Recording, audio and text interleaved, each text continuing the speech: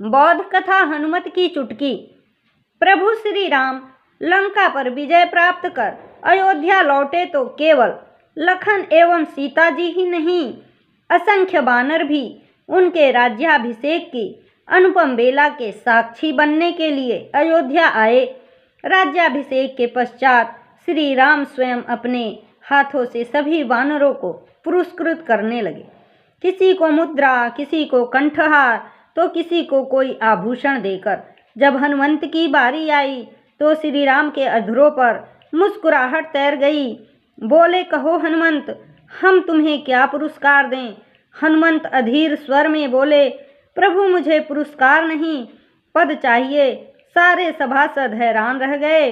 उन्होंने तो सुना था कि हनुमंत निष्काम सेवक हैं, पर वे तो आज अपनी सेवा के फलस्वरूप पद की मांग कर रहे हैं। परंतु हनुमंत की यह चाह सुनकर प्रभु राम के मुखमंडल पर आश्चर्य की एक रेखा तक नहीं आई। वे तो और अधिक मुस्कुराते हुए बोले, कहो हनुमंत, हम तुम्हें कौन सा पद प्रदान करें? जो पद कहोगे वही तुम्हारा होगा। हनुमंत, प्रभु क्या केवल एक ही पद मिलेगा? हनुमंत के इस वाक्य से तो सभासदों को और भी गहरा धक्का लगा। उन्होंने कभी कल्पना भी नहीं की थी कि हनुमंत भी पद के इच्छुक हो सकते हैं। लखन ने हनुमंत को पैनी दृष्टि से देखते हुए कहा, हनुमान जी, एक नहीं, आप जितने कहोगे उतने पद आपके हो जाएंगे। यह प्रभु श्री राम का दरबार है, यहाँ से कोई भी याचक खाली नहीं जाता। फिर आप तो भ्राता के परम भक्त हैं, आप एक बार कहिए तो। हनुमंत, नहीं भ्राता लखन, मुझे अधिक नहीं चाहिए, बस 2 पद ही चाहिए, उन्हीं से मैं विश्व जीत लूँगा। प्रभु राम, हनुमंत, हम वचन देते हैं कि तुम जिन भी 2 पदों की अभिलाषा रखते हो, हम तुम्हें निश्चय प्रदान करेंगे। तुम निश्चिंत हो कहो। प्रभु श्री राम के ये वचन कहते ही हनुमंत ने उनके दोनों चरण कसकर पकड़ लिए। सभी हैरान थे कि हनुमंत पद मांगते मांगते अचानक श्री राम के चरणों में क्यों गिर पड़े। लखन, अरे हनुमान जी, अब यह सब रहने भी दीजिए, भ्राता के चरणों से उठिए, उन पदों पर विराजिए जिनकी आप कामना कर रहे थे। बताइए कौन से पदों पर बैठना चाहते हैं? हनुमंत के नेत्रों से अश्रु टपक पड़े और प्रभु के दोनों चरणों पर अपना माथा रखते हुए बोले, यही युगल पद तो है जहाँ मैं वास करना चाहता हूँ। भला इन दोनों पदों को छोड़कर आप और किन पदों पर मुझे बैठाने की सोच सकते हैं? और प्रभु, इन दोनों पदों में भी आप जरा मुझे संभाल कर रखिएगा। श्री राम थोड़े हैरान होकर बोले, हनुमंत, अब संभाल कर रखने का क्या तात्पर्य है? हनुमंत बोले, प्रभु, हम वानरों को बचपन से छलांग लगाने की आदत है, इसलिए मैंने 2 पद मांगे ताकि आप मुझे पहले एक पद पर शीश रखने दें। मैं जी भर के वहाँ आपका प्यार लूटूंगा और जब मेरे चंचल मन में उस पद से छलांग लगाने की लालसा जाग उठे, तब आप अपना दूसरा पद कमल मेरे शीश पर रख देना। मेरे शीश को अपने दोनों पदों के बीच में ऐसा दबा कर रखना कि यह छलांग लगाने की बात सोचना तो दूर हिल तक न पाए। इतना सुनना था कि श्री राम जी के नेत्रों में प्रेम तैरने लगा और उन्होंने हनुमान जी को अपने चरणों से उठाकर हृदय से लगा लिया। सारी सभा भी साधु साधु कह उठी। बस उस दिन से जो हनुमान जी प्रभु श्री राम के सानिध्य के और अधिकारी हो गए। उन्होंने प्रभु के सभी कार्य अपनी सेवा में शामिल कर लिए, जैसे प्रभु के वस्त्र साफ करना, स्नान हेतु पानी रखना, पादुका संभालना, पंखा झलना, चरण दबाना इत्यादि। हनुमंत अपने इन सेवा कार्यों से जहाँ परमानंद पा रहे थे, वहीं श्री राम भी भक्त की सेवा भावना का रसपान करने में डूबे हुए थे। लेकिन प्रभु के 4 भक्त ऐसे थे जो इस पूरे घटनाक्रम से बेहद उदास थे। उदास इसीलिए कि जो उनके हिस्से की सेवाएं थीं वे भी हनुमंत ने संभाल ली थी। ये चारों भक्त थे माँ सीता, श्री भरत, श्री लक्ष्मण व श्री शत्रुघ्न। इन सभी को हनुमंत से ईर्ष्या नहीं थी, क्योंकि ये हनुमंत के प्रतिद्वंदी नहीं थे।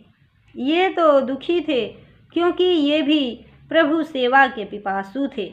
ये सभी प्रभु सेवा स्वयं की प्रतिष्ठा बनाने के लिए नहीं, बल्कि प्रभु में निष्ठा बनाए रखने के लिए करना चाहते थे। ये सब साधक भली भांति जानते थे कि उनके जीवन का लक्ष्य ऐश्वर्य भोग नहीं, बल्कि अपने प्रभु श्री राम की सेवा है। इसीलिए चारों भक्तों ने गहन मंत्रणा की। अंत में शत्रुघ्न ने एक योजना बनाई। माता श्री हनुमंत सेवा के संबंध में श्री राम जी के अलावा किसी की नहीं सुनेंगे, तो क्यों न हम भ्राता राम से संबंधित समस्त सेवाओं की एक सूची तैयार करें, फिर उन सेवाओं को आपस में वितरित कर लें और किसी न किसी प्रकार से उस सूची पर भ्राता राम के हस्ताक्षर करवा लें। तब हनुमंत राम भैया पर एकाधिकार नहीं कर सकेंगे। लक्ष्मण ने तुरंत चुटकी ली और कहा, हस्ताक्षर कराने का कार्य तो मैं कर लूँगा। फिर क्या था, झट से सेवाओं की सूची बनाई गई और तमाम सेवाएं चारों ने आपस में बांट ली। तत्पश्चात लक्ष्मण श्री राम जी के पास तब गए जब वे राज कार्य में अति व्यस्त थे और उस सेवा कार्य की सूची पर उनके हस्ताक्षर की मांग की। श्री राम लक्ष्मण की इस मीठी सी कपटता पर मन ही मन मुस्कुराए और भक्तों की इस लीला का हिस्सा बनते हुए बिना उस सूची को पढ़े हस्ताक्षर कर दिए। चारों भक्त सेवाएं पा इतने प्रसन्न हुए जैसे उन्हें कुबेर का खजाना मिल गया हो। अगले दिन प्रातःकाल हनुमंत पुष्प लेकर जैसे ही श्री राम के कक्ष के समक्ष पहुँचे तो देखा कि वहाँ शत्रुघ्न पहले से ही पुष्प लेकर खड़े थे। हनुमंत, अरे शत्रुघ्न भैया, आप यहाँ इस समय? शत्रुघ्न जी, जी हनुमान जी, मैं इस समय यहाँ पुष्प लेकर इसीलिए कि ज्येष्ठ भ्राता श्री राम प्रातः उठकर सबसे पहले माताओं एवं गुरुदेव वशिष्ठ मुनि को पुष्प अर्पित कर प्रणाम करते हैं। हनुमंत बोले, पर आपने कष्ट क्यों किया? यह सेवा तो मैं कर ही रहा था। शत्रुघ्न बोले, पर आज से यह सेवा मेरी है। हनुमंत की तो मानो जिह्वा ही लड़खड़ाने लगी। भैया, अवश्य ही आप मस्खरी कर रहे हैं। मैं तो कितने ही दिनों से शत्रुघ्न ने बीच में ही टोक दिया, पता है, पर आज से हम सबको वही सेवा करनी है जो प्रभु ने निर्धारित की है। इतना कहकर शत्रुघ्न ने हनुमान जी को श्री राम जी की हस्ताक्षर युक्त सूची दिखा दी। हनुमान सोच में पड़ गए, मुझसे यह सेवा क्यों ले ली गई? क्या मुझसे कोई चूक हो गई, या फिर शत्रुघ्न जी की अपार श्रद्धा एवं विनती देख प्रभु ने उन्हें यह सेवा दे दी। इसी द्वंद्व में उलझे हुए वे आगे बढ़े। श्री राम जी के लिए स्नान हेतु वस्त्र लेकर स्नान घर पहुँचे, पर यह क्या, यहाँ भी लक्ष्मण जी पहले से ही सब प्रबंध किए खड़े थे। हनुमंत, अरे लक्ष्मण भैया, आप यहाँ कैसे? लक्ष्मण अपना अधिकार जताते हुए बोले, हनुमंत जी, यह सब तैयारी देखकर क्या आप नहीं समझते कि मैं भ्राता श्री राम की सेवा में यहाँ हूँ? हनुमंत, परंतु लक्ष्मण ने तुरंत श्री राम जी का हस्ताक्षर युक्त आदेश पत्र हनुमंत के समक्ष कर दिया। उसे देखकर हनुमंत को ऐसा आघात लगा जैसे उनका सीना चीरकर कलेजा ही निकाल लिया गया हो। लेकिन प्रभु के आदेश के आगे वे क्या बोल सकते थे। उन्होंने जैसे तैसे स्वयं को संभाला और प्रभु श्री राम की खड़ाऊ लेने पहुँचे। लेकिन वहाँ भी श्री भरत जी पहले से ही खड़ाऊं लेकर खड़े थे। यह देखकर तो हनुमंत के रहे सहे हौसले की कमर भी टूट गई। इससे पहले कि श्री भरत जी आदेश पत्र सामने करते, हनुमंत जी की आंखों के समक्ष अंधेरा छा गया। पर्वत को फूल की तरह उठाने वाले महावीर को स्वयं का बोझ उठाना भी भारी पड़ने लगा। अधिक चला न गया, इसीलिए महल की ही सीढ़ियों के नीचे बने एक छोटे से स्थान पर छिप कर बैठ गए, पर अपने मन से छिप न सके। मन रह रह कर प्रसन्न करने लगा। आखिर किस भूल की सजा दी है प्रभु ने तुमको? क्यों उन्होंने तुम्हें सभी सेवाओं से वंचित कर दिया? जब हनुमंत अपने मन के इन प्रश्नों का कोई उत्तर न दे सके तो उनकी आत्मा बिलख उठी। हे प्रभु, मेरे इन हाथों को आपकी सेवा के अतिरिक्त कुछ करने की आदत नहीं है। आज ये आपकी सेवा से वंचित होकर स्वयं को कटा हुआ महसूस कर रहे हैं। मेरी बुद्धि कुंठित हो गई है। समझ नहीं आ रहा कि सेवा विहीन इस जीवन का तात्पर्य क्या है। प्रभु, याद है आपने कहा था, सुनु सुत तो ही उरिन मैं नाही, कि आप मेरे कर्जदार हैं। आप उस कर्ज से मुक्त नहीं हो सकते। लेकिन आज यह उत्तम अवसर है जब आप अपना कर्ज उतार सकते हैं। बस मुझे अपनी कोई एक सेवा देकर आपके इस उपकार से आप ऋण मुक्त तो हो ही जाएंगे, साथ ही मैं आपका जन्मों जन्मों के लिए ऋणी हो जाऊंगा। ऐसे ही बिलखते बिलखते हनुमान साधना की स्थिति में बैठ गए। वहाँ उन्होंने अनुभव किया कि श्री राम जम्भाई ले रहे हैं और हनुमंत चुटकी बजा रहे हैं।